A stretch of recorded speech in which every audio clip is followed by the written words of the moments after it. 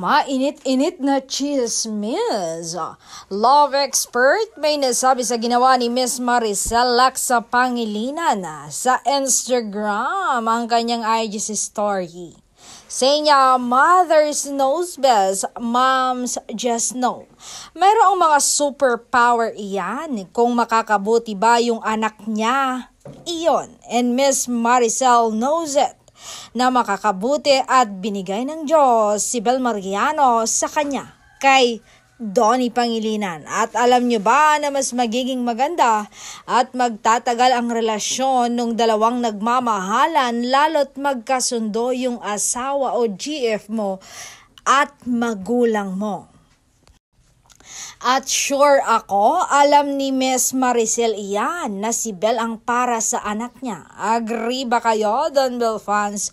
Kung agree ba kayo, mag-comment na kayo sa ibaba.